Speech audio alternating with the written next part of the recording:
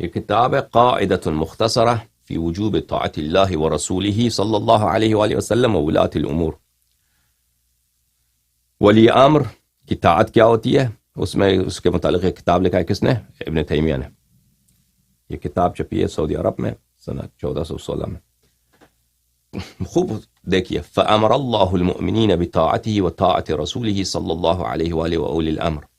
اللہ نے، یہ آیت ہے نا، یا ایھا الذین آمنوا اطیعوا اللہ واطیعوا الرسول وأولی الأمر منکم فإن تنازعتم في شيء فردوه إلى الله والرسول صلی اللہ علیہ وآلہ إن كنتم تؤمنون بالله واليوم الآخر. اس آیت کو نقل کرنے کے بعد کہتے ہیں کہ اللہ تعالیٰ نے امر کیا ہے، حکم دیا ہے کہ اللہ کی طاعت کرو اور رسول صلی اللہ علیہ وآلہ وسلم کی طاعت کرو. کما امرهم ان يؤدوا الامانات الى اهلها، جیسے امانت کو رد کرنا واجب ہے، نماز پڑھنا واجب ہے، بہت ساری چیزیں واجب ہیں. اسی طرح ولاۃ امور کی طاعت واجب ہے. ولاۃ امور، ٹھیک ہے نا. ولاۃ امور کے نزدیک کون ہے؟ ولاۃ امور جو شخص تلوار کے ذریعے سے، چاہے فاسق، فاجر، حرامی، شیطان کی خلیفہ بن جائے نا، اس کی طاعت شرعاً واجب ہے. اس طرح جس طرح اللہ کی طاعت، اللہ رسول اور اطیعوا اللہ واطیعوا الرسول واولی الامر منکم، ٹھیک ہے نا. صفحہ نمبر 32 میں ملاحظہ فرمائیے.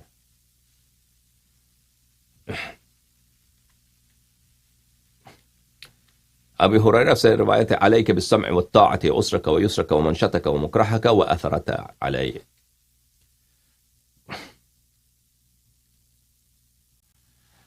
تجھ پہ طاعت واجب ہے، چاہے تو امیر ہے، چاہے تو نادار ہے، چاہے تو رضا کی حالت میں، چاہے زبردستی کی حالت. وَأَثَرَةً عَلَيْكَ، اثرتاً علیک یعنی اس وقت جب آپ کا حق بھی چھینا جا رہا ہے، اس وقت جب آپ کا حق چھینا جا رہا ہے، اس وقت بھی آپ پہ طاعت واجب ہے.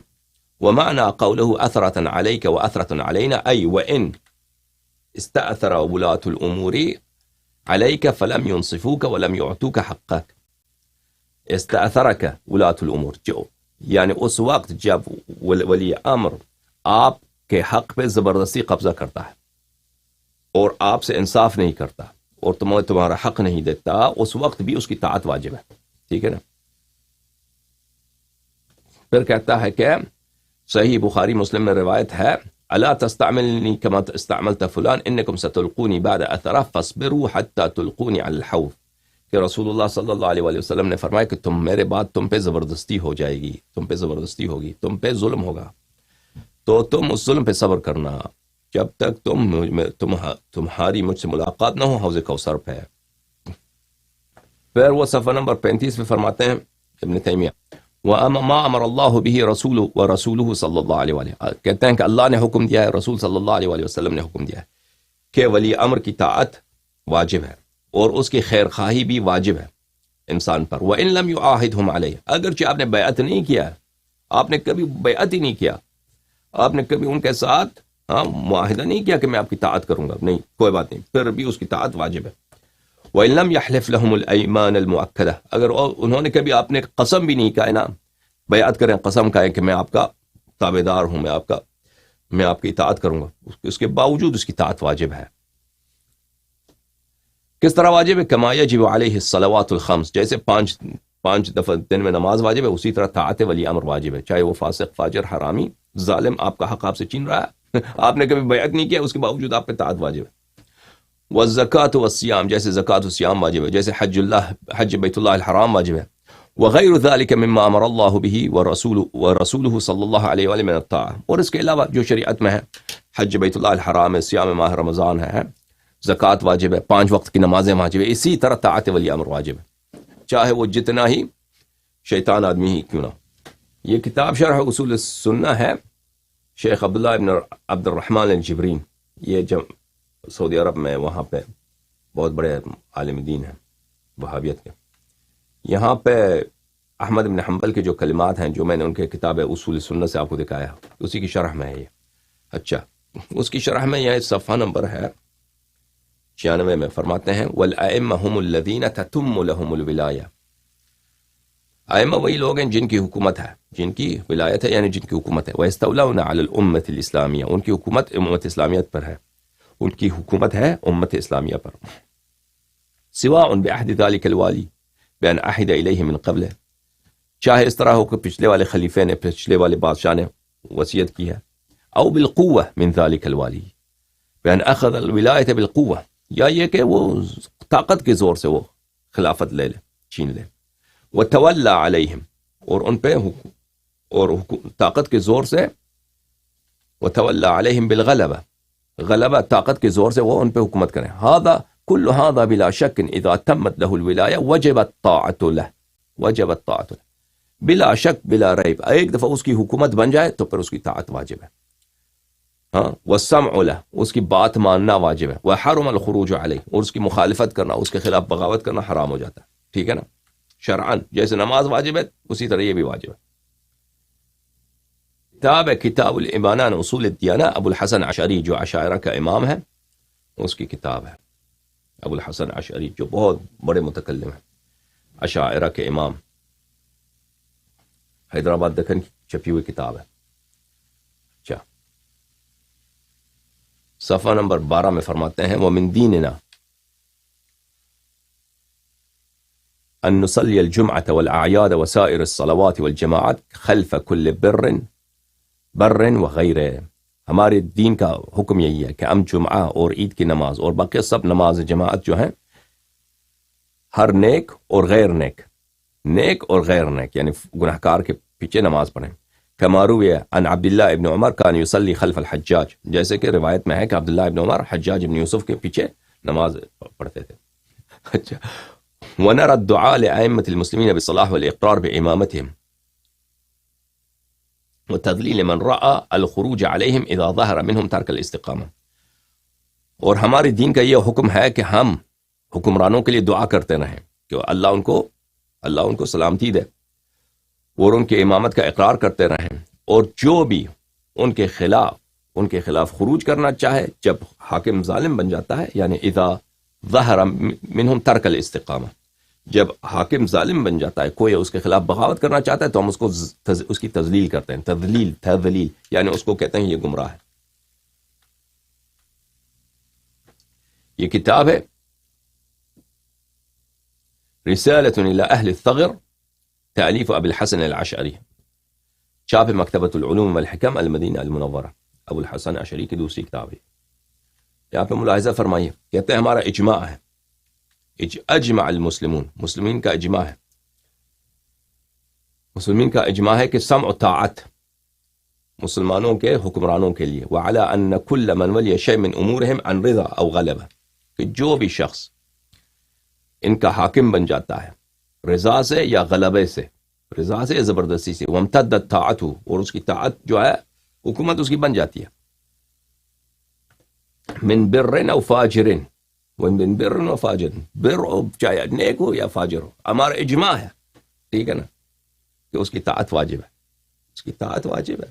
فاجر ہے، تلوار کے زور سے خلیفہ بنا ہے، طاعت واجب ہے شرعاً. اور اس کے خلاف خروج کرنا جائز نہیں ہے. جارا و عدل، چاہے ظلم کرے چاہے عدل کرے، اس کے خلاف آپ خروج نہیں کر سکتے، اس کے خلاف آپ بغاوت نہیں کر سکتے. اور واجب ہے وعلی ان یغزو معهم العدو، اس کے دشمن کے خلاف جہاد کرنا بھی واجب ہے. یہ بھی ہمارا دین کا حصہ ہے. میں نے کہا نا، ان کی نظریہ امامت جو ہے جماعت عمریہ کا، نارتھ کوریا کا جو ڈکٹیٹرشپ ہے کم جونگ ان کا، اس کے پاس بھی ایسا آئیڈیل سسٹم نہیں ہے. یہ تو بالکل آئیڈیل سسٹم ہے نا. آپ کو جتنا فاجر فاسق حکمران ہے، انہوں نے یہ شریعت بنایا ہے جس کا نام ہے مذہب عمریہ. ٹھیک ہے، اپنے لیے انہوں نے آئیڈیل ایک مذہب بنایا. یہ علماء تھے بھائی، یہ محدثین تھے، ان کو جو بھی پیسے دیتے تھے یہ لوگ، اشارہ ہوتا تھا، پیسے دینے کی ضرورت بھی نہیں ہوتی، ان کو خود پتہ ہوتا ہے. قاضی حضرات کو، جو قاضی ہوتے ہیں جو نماز جمعہ پڑھاتے ہیں، ان کو خود پتہ ہوتا ہے کہ خلیفے کی رضا کس بات میں ہے. اس کے خلیفہ کے کہنے سے پہلے وہ ایسے احادیث نقل کرتے تھے کہ وہ خلیفے کے مفاد میں ہو، تاکہ خلیفہ خوش ہو جائیں، پیسہ مل جائے میرا. وَإِلَّا یہ باتیں جو کہہ رہے ہیں نا عزیزو، اور یہ جو احادیث ان لوگوں نے نقل کی اپنے صحیح ترین کتبوں میں، یہ تو واضح ہے، یہ سب باطل ہے. یہ تو کوئی شریف انسان، کوئی عاقل انسان جس کی ضمیر ہے، ان باتوں سے توافق تو نہیں کر سکتا، ٹھیک ہے نا. ان کا میں نے آپ کو بار بار کہا کہ جماعت عمریہ کا نظریہ امامت اتنا گٹھیا ہے کہ ان کو خود جرأت نہیں ہے وہ مسائل جو ان کے اجماعی ہیں وہ علناً اپنے ممبروں سے اپنے عوام کو سنائیں. اور وہ آتے ہیں پھر شیعوں پہ اعتراض کرتے ہیں کہ تم کیوں کہتے ہو کہ بھلے امامت منسوس ہے. منسوس صرف ایک ہی طریقہ ہے کہ وہ منسوس ہو. منسوس کے علاوہ اللہ نصب کرے، رسول صلی اللہ علیہ وسلم نصب کرے، اس کے علاوہ کوئی طریقہ ہو ہی نہیں سکتا. سمجھ میں آ رہی نا بات آپ کو؟ یہ کتاب اصول الدین الشیخ احمد بن محمد الغزنوی الحنفی متوفى سنت 593. یہ بھی احناف کا بہت بڑا متکلم ہے. فصل طاعت الائمہ واجبہ وہی فرض عین من فروض الشرع. یہ کہتے ہیں کہ حکمرانوں کی طاعت واجب ہے اور یہ فرض عین ہے، فرض کفایت نہیں ہے، واجب کفائی ہے، فرض عینی ہے، ہر شخص پہ واجب ہے. ہر فرض پہ شخص واجب ہے کہ وہ حکمران کی طاعت کرے. من فروض شرع، اور شرعی لحاظ سے واجب ہے. یہ نہیں کہ ہم کہتے ہیں مصلحت ہے کہ آپ یہ کرو نا، دنیائی مصلحت ہے کہ بھئی فلان کام کرو، نہیں، شرعاً واجب ہے، اللہ کی جانب سے واجب. پر کہتا ہے اللہ نے تو قرآن میں فرمایا طاعت السلاطین والعمراء، سلاطین اور عمراء والولاة واجب ہے. اللہ نے کہا اطیعوا اللہ واطیعوا الرسول واولی الامر منکم، ٹھیک ہے نا. ولا يحل الخروج علیہم وان جاروا، اگر وہ ظلم بھی کرے نا تو ان کے خلاف خروج کرنا جائز نہیں ہے. ولا ينعزلون عن الامام والولایہ وان ظلموا وارتکبوا کبیرہ، اور وہ ظلم بھی کریں، کبائر کا ارتکاب بھی کریں، کبائر کا ارتکاب بھی کریں. ان کے بہت سارے خلفات ہیں جو کبائر کا ارتکاب کرتے تھے. وہ عبد الملک ابن مروان، اس کا ایک خطبہ ہے، وہ اس سے پہلے جتنے ان کے خلفاء ان سب کو گالی دیتا ہے، ٹھیک ہے نا. امیر المومنین علیہ السلام کا ذکر نہیں کرتا، ابو بکر عمر کا ذکر کرتا، ابو بکر کا بھی ذکر نہیں کرتا. ابو بکر کو گالی دیتا ہے، وہ ابو بکر کو نہیں ذکر نہیں کرتا، عمر کا ذکر کرتا، کہتا ہے یہ اس کو گالی دیتا ہے، عثمان کو گالی دیتا ہے، پھر معاویہ کو گالی، پھر یزید کو آ جاتا نا، کہتے یزید وہ تو معبون تھا، یزید تو وہ معبون تھا، تم لوگوں نے یزید کی طاعت کی، وہ تو معبون تھا. عبد الملک ابن مروان کا یہ خطبہ ہے. کتاب موفقیات زبیر بن وقار میں نے دیکھا، کہاں پہ دیکھا، بہرحال وہ میں کبھی آپ کو دکھاؤں گا. کہتا ہے یزید معبون تھا. معبون پتہ ہے کس کو کہتے ہیں؟ معبون کہتے ہیں مفعول کو.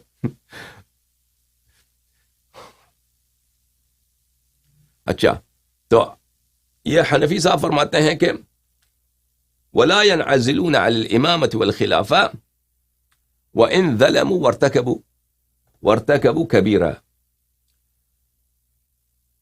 امامت اور ولایت سے وہ عزل نہیں ہوتے اگرچہ ظلم کریں اور کبائر کا ارتکاب کریں، ٹھیک ہے نا. کبیرے کا ارتکاب کریں، گناہ کبیرہ، کوئی لواط دے رہا ہے، کوئی لواط کر رہا ہے، کوئی شراب پی رہا ہے، جیسے معاویہ پیتے تھے، ڈرنک ہوتا تھا ان کا، اور بھی خلفات ہیں جن کا ڈرنک ہوتا تھا.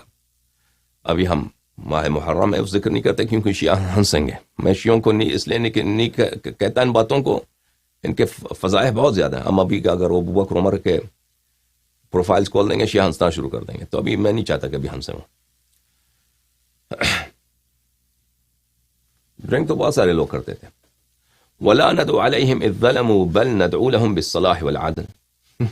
وہ ظلم بھی کرے تو ہمیں بد دعا دینے کی بھی اجازت نہیں ہے، بلکہ ہم دعا کریں گے ان کے لیے. یہ کتاب ہے عمدۃ القاری بشرح سقیم البخاری، چاپ دار الفکر،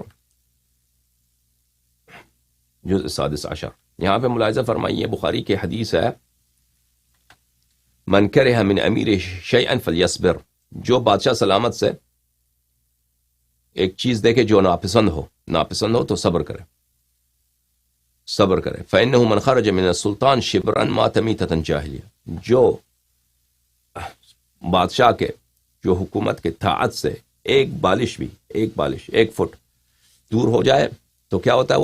وہ جاہلیت کی موت مرتا ہے، ٹھیک ہے نا. تو اس کے متعلق کہتے ہیں اس کی شرح میں وفیہ دلیل علی ان السلطان لا ينعزل بالفسق والظلم ولا تجوز منازعته في السلطنة بذلك. اس حدیث میں یہ دلیل ہے کہ بادشاہ سلامت فاسق ہو، ظالم ہو، فسق اور ظلم سے وہ کیا نہیں ہوتا؟ معزول نہیں ہوتا، اس کی شرعی حکومت جاری رہتی ہے.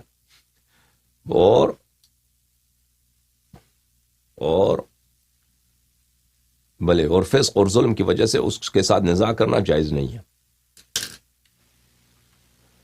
یہ کتاب شرح العقیدۃ الطحاویہ لابن عبد العزیز الحنفی۔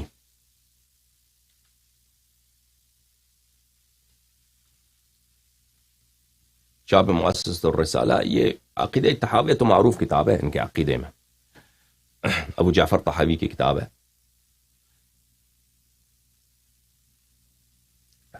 یہاں پہ صفحہ نمبر کون سا؟ یہ صفحہ نمبر 542 میں۔ اچھا نہ اگلے صفحے میں، چاہے اگلے صفحے میں، ہاں صفحہ نمبر 543 میں۔ اچھا کہتے ہیں کہ وَأَمَّا لُزُومُ طَاعَتُهُمْ وَإِنْ جَارُوا، خلفاء اگر ظلم بھی کریں تو ان کی طاعت واجب ہوتی ہے۔ بل فلا انه يترتب على الخروج عن طاعتهم من المفاسد اضعاف ما يحصل من جورهم بل في الصبر على جورهم تكفير السيئات۔ کہتے ہیں اگر خلفاء ہم پہ ظلم کریں تو ہم ان کے ظلم پہ صبر کریں تو یہ ہمارے گناہوں کا کفارہ ہے، گناہوں کا کفارہ ہے۔ ومضاعفۃ الاجور، اور ہمارا اجر بڑھ جاتا ہے۔ وہ جتنا ظلم کریں، خلیفہ جتنا ظالم ہو اور جتنا ہم صبر کریں، اتنا ہی ہمارا کیا ہے، اتنا ہی ہمارا اجر بڑھ جاتا ہے۔ فإن اللہ تعالی ما سلطهم علینا الا لفساد اعمالنا، اللہ تعالیٰ نے ہماری بدی ہے، اگر خلیفہ ظلم کرتا ہے تو یہ ہماری بدی ہے کہ ہماری برائی کی وجہ سے اللہ نے ایسے ظالم بادشاہ کو ہم پہ مسلط کیا ہے۔ والجزاء من جنس العمل، جزاء جنس عمل سے ہوتا ہے۔ فعلينا الاجتهاد في الاستغفار والتوبة واصلاح الاعمال، تو ہمیں اس وقت چاہیے کہ خلیفہ جتنا ظلم کرتے ہیں ان کی طاعت، مزید طاعت کرتے جائیں اور ان کے لیے استغفار کریں، ٹھیک ہے نا، ان کے لیے دعائیں کرتے ہیں۔ یہ کتاب مراتب الاجماع لابن حزم الظاہری، اس نے جتنے اجماعی مسائل ہیں جماعت عمریہ میں اس کو جمع کیا ہے اس نے، ابن حزم نے، مراتب الاجماع۔ اس میں یہاں پہ صفحہ نمبر 209 میں فرماتے ہیں واتفقوا ان من خالف الاجماع المتيقن بعد علمه بانه اجماع فانه كافر، کہ جو شخص اجماعی مسئلے کو اس کے جاننے کے بعد کہ اجماعی ہے اس کی مخالفت کرے تو وہ کافر ہے۔ اجماعی مسئلے کا مخالفت کرنا یہ کفر ہے، ٹھیک ہے نا، فتویٰ بھی لگا دیا اس نے۔ پھر جا کے صفحہ 209 میں وہ فرماتے ہیں واتفقوا ان الامام الواجبۃ امامتہ، وہ امام جو اس کی امامت شرعی بن جاتی ہے، وہ اس کی امامت واجب ہو گئی ہے، ٹھیک ہے نا، وہ کسی بھی طریقے سے امام بن گیا۔ فإن طاعته في كل ما امر، ہمارا اجماع ہے کہ اس ہر چیز کا وہ حکم دے اس کی طاعت واجب ہے، شرعاً واجب ہے، اور یہ اجماعی مسئلہ ہے، اس کی مخالفت بھی کریں گے تو کافر، ٹھیک ہے۔ ما لم يكن معصیة فرض، ان طاعته في كل ما امر لما لم يكن معصیة فرض، اگر وہ کسی گناہ کا حکم دے تو وہ واجب نہیں ہے، باقی جس بھی مسئلے پہ حکم دے اگر وہ گناہ نہیں ہے وہ فعل تو اس کا طاعت واجب ہے۔ والقتال دونه فرض، اس کے فرمان پر قتال کرنا، اس کے دشمنوں سے لڑنا، جنگ کرنا وہ بھی واجب ہے۔ وخدمته فيما امر به واجب، اور جس بھی حکم دے اس کی خدمت کرنا وہ واجب ہے۔ واحکامه واحکام من ولى نافذہ، اور اس کا حکم اور جو اس کے جو نائبین ہیں، گورنر ہیں، ان کا بھی حکم ماننا یہ بھی واجب ہے۔ عزلہ من عزل نافذ، اور جس شخص کو عہدے سے عزل کریں وہ بھی نافذ ہے۔ یہ اجماعی ہے۔ تو ٹھیک ہے نا عزیزو، اب پتہ چل گیا کہ ہم نے جماعت عمریہ کے مسئلے امامت کے بتایا تھا کہ ان کے ہاتھ امام بننے کے 3 طریقے کار ہیں، ایک بیعت، ایک وصیت، اور ایک ہے بالقہر والغلبہ۔ اور یہ قہر و غلبہ جو ہے یہ ایک اجماعی مسئلہ ہے۔ اب کوئی فضول شخص آ کے کہہ دے کہ میں اس کو نہیں مانتا، تو تو اس کو نہیں مانتا، تو کافر ہو گیا، تو نے اجماع کی مخالفت کیا، اجماع کا مخالفت کرنے والا تو کافر ہوتا ہے، تو اپنے جہل سے کہتا ہے کہ میں اس کو نہیں مانتا۔ وَإِلَّا تمہارے جو مذہب کے بڑے علماء ہیں انہوں نے کہہ دیا کہ یہ مسئلہ ہمارے ہاں اجماعی